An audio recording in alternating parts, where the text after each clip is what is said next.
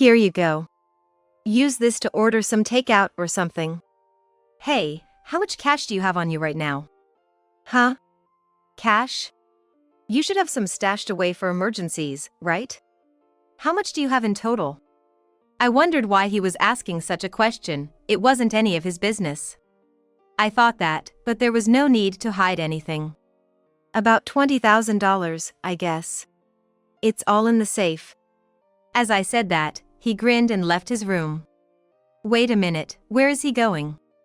I didn't want to believe it, but there's no way he would do such a thing. There's absolutely no way he would steal money from me again. I wanted to believe that, but he headed straight to my room. Could he be trying to steal my money? The thought made my skin crawl, and in a panic, I hurriedly moved my wheelchair back to my room. There, he already had the safe open and was holding the cash. I generally use the same password for everything, like on my phone, so he probably knew it. Wait a minute, what are you thinking? Leave the money and go back to your room. Yeah, right, like I'd say that? Actually, we're all going on a trip now. I'm gonna blow it all there. What are you talking about? If you want money for a trip, there are ways to ask. Taking it like this is just like stealing. Doesn't really matter, does it? It ends up being for me anyway, and since I'm still a minor, you, being my parent, have the responsibility to take care of me. Well, since you're just a fake parent, you probably don't feel that responsibility anyway. The word fake parent tore at my heart. Of course, I had to be angry about him trying to steal the money, and indeed, I was angry. But until now, even though we hadn't communicated well, I had continued to support him in many ways. To be called a fake parent just like that. Why are you crying? It's kinda creepy. As he said that, his eyes changed, and he started approaching me. This is bad, he might do something. Instinctively, my fear skyrocketed, and my heartbeat surged. I didn't know what he was going to do, but I tensed up all over and averted my eyes from him, but then, in the next moment, with a loud crash, my body was slammed to the floor. He had kicked my wheelchair hard. Ouch, what are you doing? If I take this part off, now your wheelchair is useless. You're paralyzed in both legs, right? Wonder if you'll last until Dad gets home. This is bad, he no longer had the eyes of a human. What he was doing was purely demonic. Next, he took my phone and left the house. What should I do? My husband is on a business trip, and if I'm left like this. As I battled this terror, 5 hours passed, and then the front door opened. My name is Sally. I'm currently 35 years old and living at my parents' home. I'm not working at a company, and at 35, living at home, many might wonder what I'm doing with my life. I was in a car accident 3 years ago, which left me paralyzed in both legs. Since then, I've been unable to live alone, and though it's a burden, I've been receiving care at my parents' home. Mom, could you drive me to the station this Saturday? I can do it in the evening. Are you going out to eat with friends? Yeah, something like that. Even at this age, it's embarrassing to talk about romantic interests with my parents. So I dodged the topic with my friends, but actually, I was going to have dinner with someone I was introduced to. They already knew I used a wheelchair and lived at home, but I was still worried about whether they would accept me. Even if there was mutual interest and we started dating, they would be signing up for a life far removed from that of a typical woman. I can't bathe alone or go anywhere by myself. I can't fully manage household chores either. Only someone very understanding could accept all of this, otherwise, I couldn't imagine getting married. But nothing starts if I don't take action, and I must value opportunities to meet people. I made sure to stay positive, so I geared up and went. Nice to meet you. Thank you for coming today. I'm glad we could meet. I've interacted with the opposite sex a few times at work, but often, when they see me in a wheelchair, their faces stiffen, and the conversation doesn't flow well, sometimes not even exchanging contact information. But this person genuinely accepted me, and we had a great conversation. If you'd like, let's go out for a meal again sometime. I have a car, so I can pick you up anytime. Really? Please do take me out again. Though we had only gone out for a meal once, we clicked immediately, and it didn't take long for our relationship to turn romantic.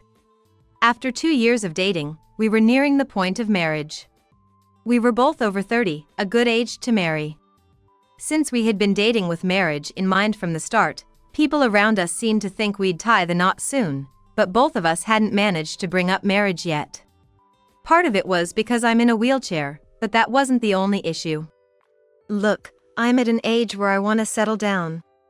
I'm not trying to rush you, but I just want to know what you think. We both have our situations, so I'm ready to accept whatever you think. Well, of course, I want to get married. But I haven't talked to my son about you yet. I don't know if he'll accept it.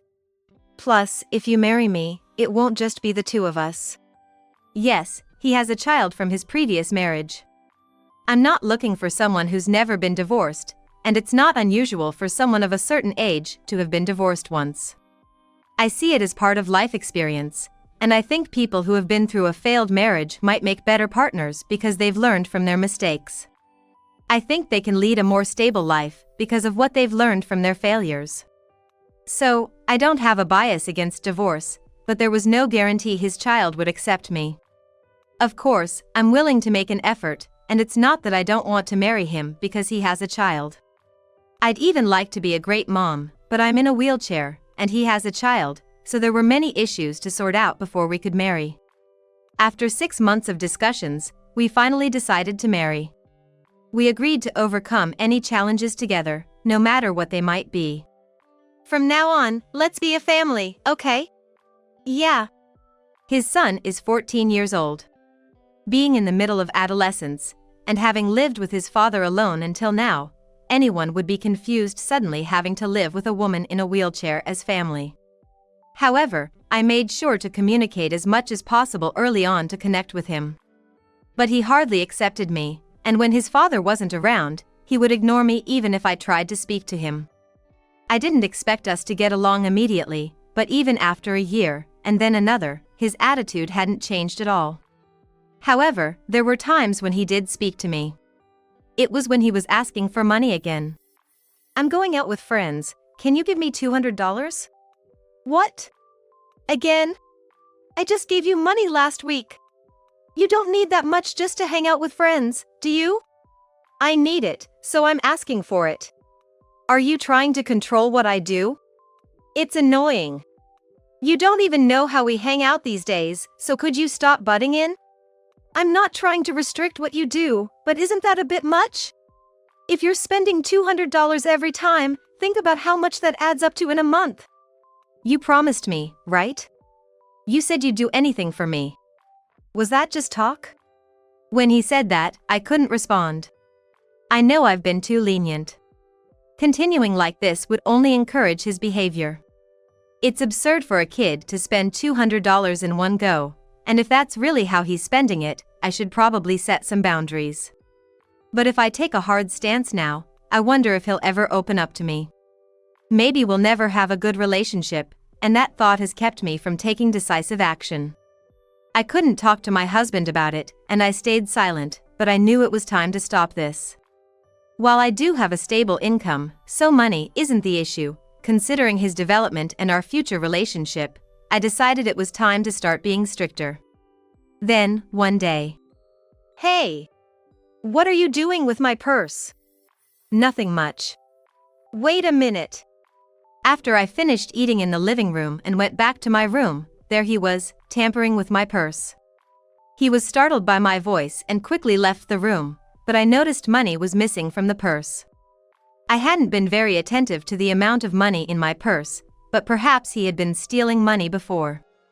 Lately, I noticed his clothes and accessories had become more luxurious. He was already in high school and coming home late, so maybe he had a job. He hadn't told me anything, so I assumed he was shopping with money he earned, but maybe he was splurging with my money. Because there was no proof, I couldn't confront him about it, but it was clear this time he had taken some money from my purse. I couldn't let this go, so I decided to talk to my husband as soon as he got home.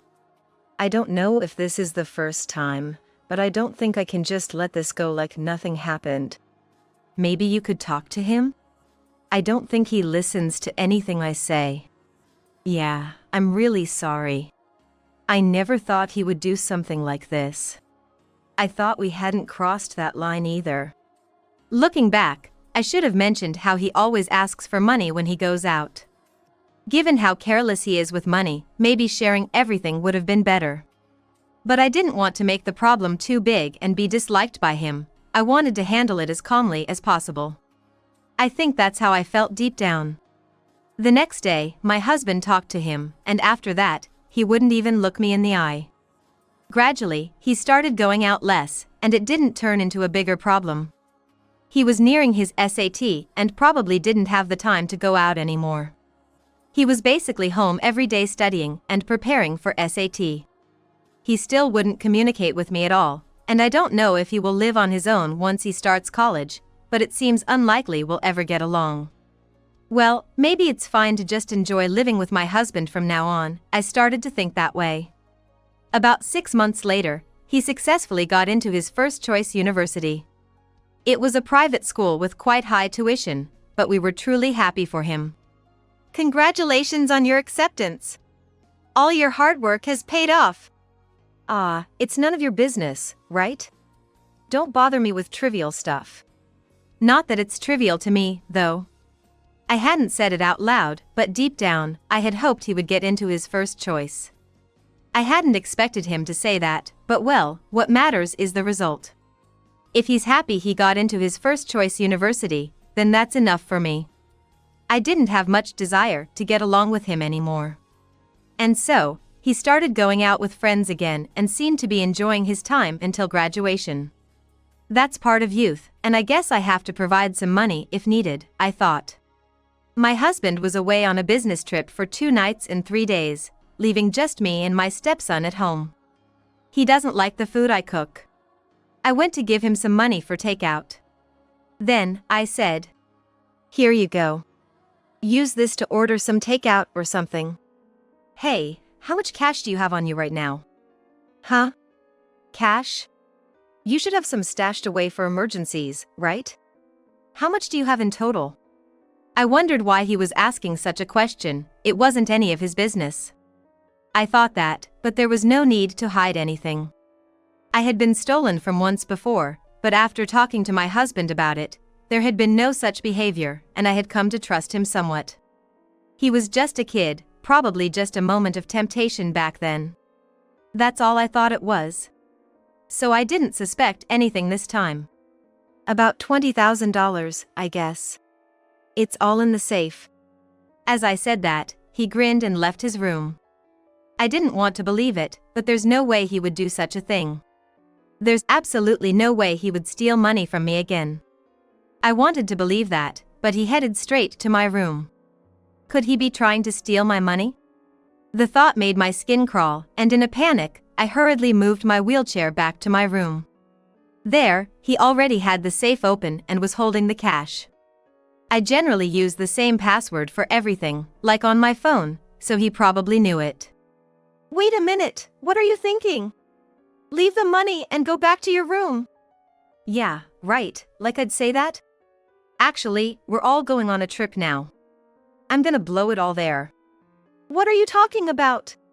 If you want money for a trip, there are ways to ask. Taking it like this is just like stealing. Doesn't really matter, does it? It ends up being for me anyway, and since I'm still a minor, you, being my parent, have the responsibility to take care of me. Well, since you're just a fake parent, you probably don't feel that responsibility anyway. The word fake parent tore at my heart. Of course, I had to be angry about him trying to steal the money, and indeed, I was angry. But until now, even though we hadn't communicated well, I had continued to support him in many ways. He was able to go out freely because I was the one providing the money. Of course, financial support was paramount, but I had always cared about him beyond just the finances. To be called a fake parent just like that. What have I been striving for all these years? To think that this is how he sees me, all the while I've been supporting him on my own. At that thought, I couldn't find the words to speak, and tears started to flow. Why are you crying? It's kinda creepy. To think that you felt this way. Why are you playing the victim? You married Dad and got a good life, you should be grateful. I've been putting up with this too, so I deserve at least this much money. And I'm sick of you, so can you just disappear? He said this and his eyes changed as he approached me. This is bad, something might happen. Instinctively, my fear skyrocketed and my heartbeat surged. I didn't know what he was going to do, but I tensed up all over and averted my eyes from him, but then, in the next moment, with a loud crash, my body was slammed to the floor. He had kicked my wheelchair hard. Ouch, what are you doing? If I disable this, now your wheelchair is useless. You're paralyzed in both legs, right? Wonder if you'll last until Dad gets back. This is bad, he no longer had the eyes of a human. What he was doing was purely demonic. Was he planning to leave me stranded until my husband returned? While it's not a life or death situation, this harassment is way out of line. You think this is forgivable? I don't need to be forgiven. Also, I'm taking your phone. Hey!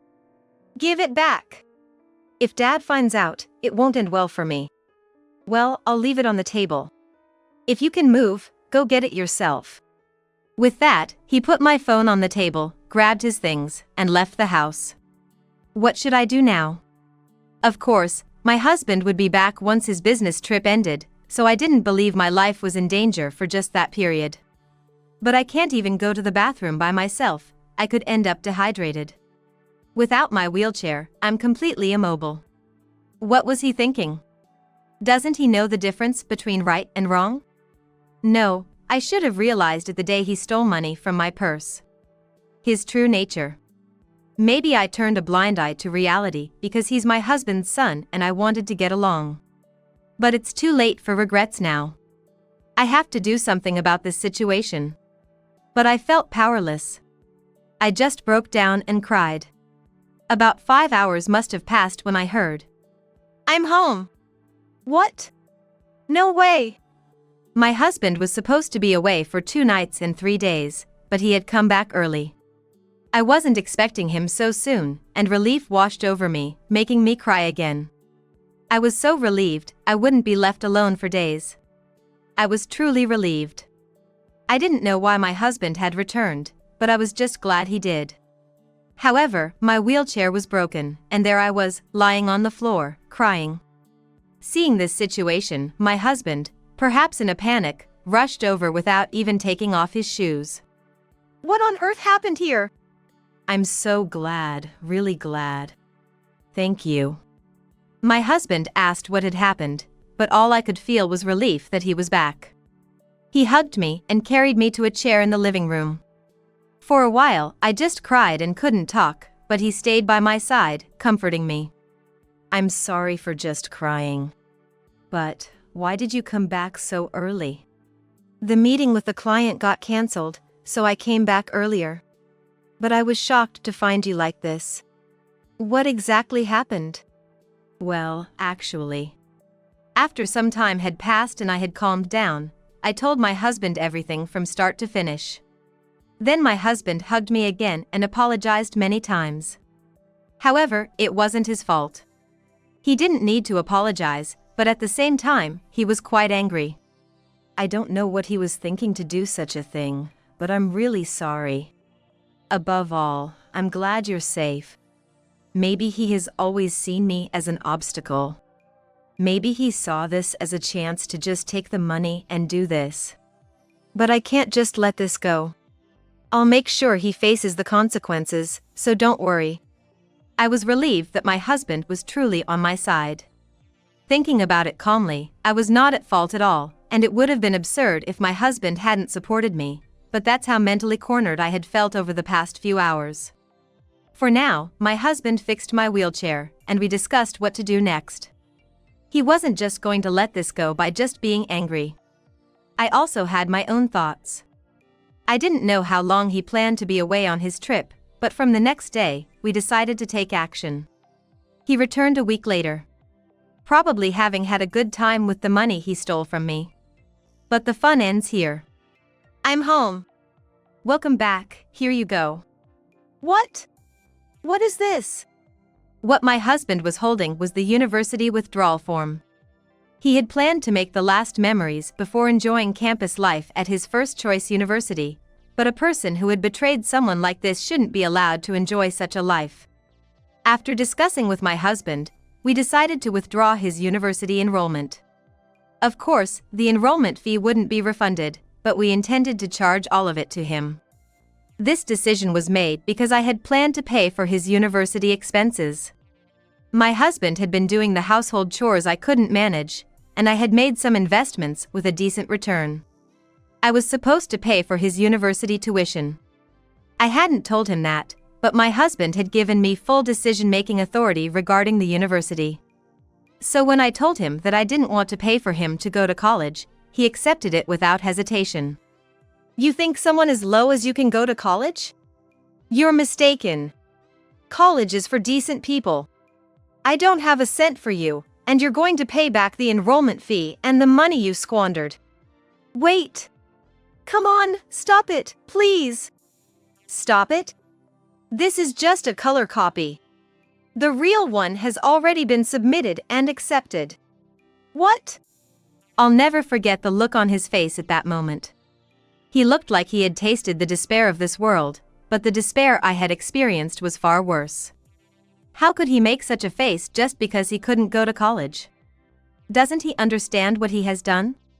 He stole a large sum of $20,000, leaving me, who couldn't move at all, alone. If he thought he could get away with that, he should start over from kindergarten. It's already been accepted. What about all the hard work I did for the college? Was all the time I spent studying desperately a waste? Yes. Everything you did was indeed a waste. Are you kidding me? Are you even a parent? To push your own son into this corner, what kind of pleasure do you get from this? You're no different from a devil. Who are you to talk? You're the one who did something devil-like. All that's happening is that your actions are coming back to haunt you. I don't understand how you can be so outrageously defiant. And to be honest, what I suffered was far worse. You got off easy just having to withdraw from college. You should be grateful, in fact. What do you think would happen if I locked you in a room with a closed key for a week without providing anything? I think I would be justified in doing that much. You probably don't realize what you've done, but this was definitely the limit of my patience. Do you not understand what you've done? Shut up. First of all, you are the root cause of all this. If it weren't for you, none of this would have happened to me. Get lost, damn it. Really, it seems he only thinks about himself. As long as he's fine, nothing else matters. Honestly, it's heartbreaking for my husband. As an only son, I think he was raised with great care. After the divorce from his first wife, he raised his son alone until he was 14. Balancing parenting and work, I think he had very little money or time for himself. To have raised him like that and then to be betrayed in this way. If you're not going to show any remorse, that's fine. We don't expect anything from you after you cross the line. However, you will repay all the money you used and the enrollment fee. After that, we'll sever ties. Please respect this one request. What are you saying? So in the end, you betray me too. You're not a father, I'm disappointed. Well, you can feel disappointed or whatever you like. I don't feel anything about what someone I'm going to cut ties with thinks of me. It's just sad that no apology ever came from you in the end. When my husband said that, he clenched his teeth and went back to his room. The door slammed shut with a loud bang, but true to my husband's words, not a single word of apology came to the end. He probably doesn't think he did anything wrong.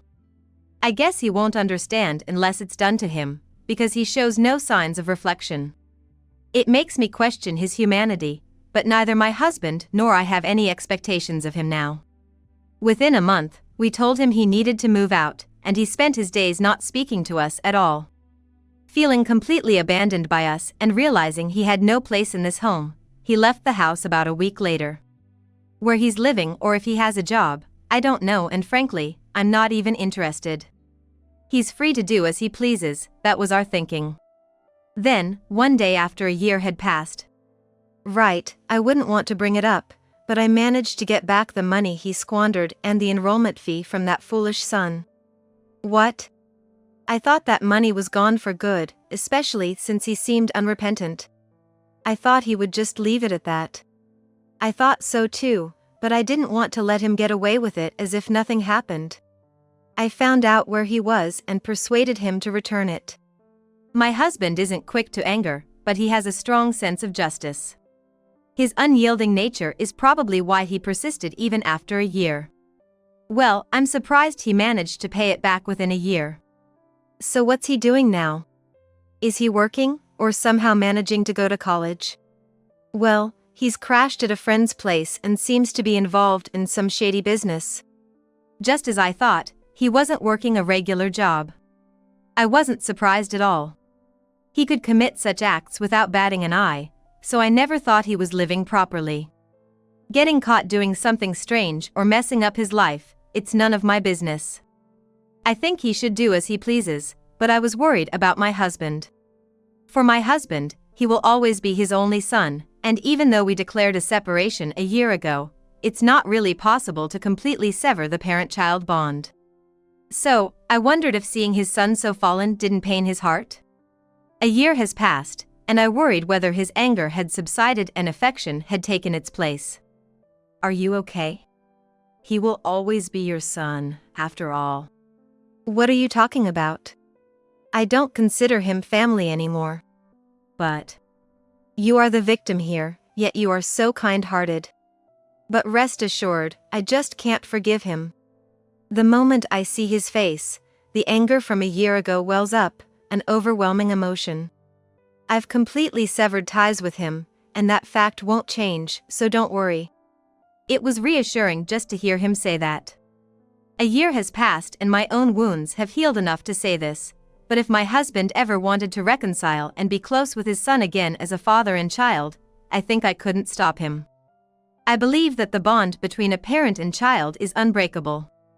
However, if my husband himself has shown such concern for me and is a man of strong principles, I should respect his decisions. Of course, if that boy seeks our help in the future, I won't respond, and if my husband intends to do the same, we will sever ties. From now on, I plan to live a long life together with my husband as a couple. I will continue to cherish my husband. Marriage means supporting and helping each other, no matter the circumstances. However, at this age, everyone understands that sometimes that's just a nice sentiment. Giving up on understanding and supporting each other would indeed mean there's no point in being married. A year ago, my husband helped me without hesitation and has continued to be on my side ever since. He cherishes me above all, and I intend to reciprocate that care.